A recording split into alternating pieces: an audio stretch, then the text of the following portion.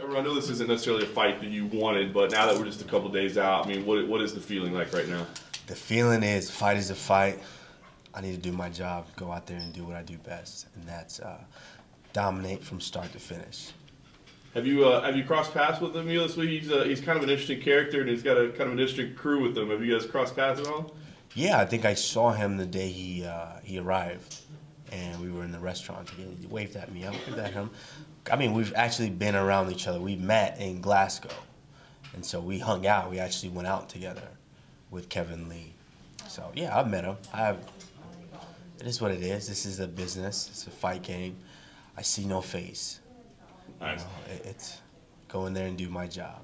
It's an interesting position because it's, next week a lot of people are making a lot of the fact that Francis Ngannou is at the Performance Institute. Emil was at the Performance Institute. How do you feel when you're facing a guy like that? Do you feel like they're getting any kind of a leg up or an advantage or something that you're not being able to take advantage of? Absolutely not. There's no leg up. There's no recipe. There's no secret to this. There's not. You get out what you put in. And I put in more than every last one of these guys. So that's why I'm getting now better results than every last one of them.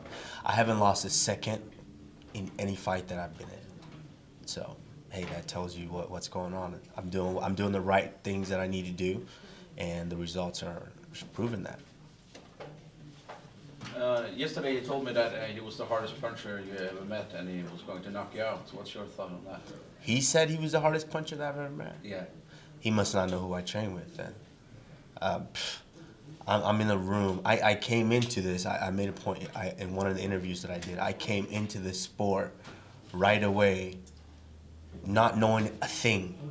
I'm in a room with Sugar Rashad Evans at the height of his career, Alistair Overeem, George Santiago, Tyrone Spong, Anthony Rumble Johnson, Vitor Belfort.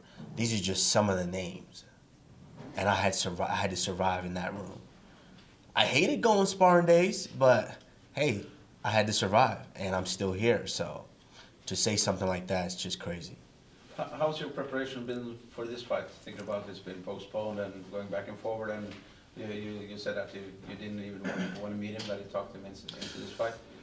Yeah, I mean, preparation, for me, preparation is always the same, which is why I was irritated with the fact that I had to fight a guy put on his level, obviously by the rankings and things like that. That's partially why I was upset. My preparation is the same. I train so hard. I train like I'm fighting for the title each and every fight, which is why I get the results that I get. And so, yeah, my preparation is always the same, but at the end of the day, they're going to lock that door. All the talk, all the people, all your fans, all of this, they can't help you. You're locked in with a problem, with me. You've probably seen him fighting, I guess, as part of your preparations. How would you describe him as a fighter? He's a tough fighter. He's a guy, as I mentioned, he's a guy that likes to fight. He likes the violence of the fight. He likes that. That's great. That you kind of need that in a sense. But skill for skill, I excel in every avenue better than he does. And hey, it's not always the toughest guy that wins these fights. We know that. Where's his strength? What do you have to look out for? His strength is that he likes to fight. He's gonna come in and brawl, and he doesn't like to get hit. But and I made a point to this. Some guys, and he's one of these guys. Some guys they make this comment, man, I want to be in the fight of the night. This is gonna be the fight of the night. I have no interest in fight of the night. Fuck that. Fight of the night. That means both guys are taking damage. How many fight of the nights have you guys seen where one guy just beat the shit out of the other guy from start to finish? Doesn't happen. I'm interested in performance of the night. I'm going to go out there, do my job, get that extra check from performance of the night. Easy. What could you say to I'm Norwegian, so I'm representing my country, but to the Norwegian fighting fans hoping for Emil to win, what's your message for them? Man, thank you all the Norwegian fans for all the support. I like that you guys are actually tuning in for this, because now you're going to pick up a new guy in the UFC that you guys want to root for. So thank you guys all for tuning in.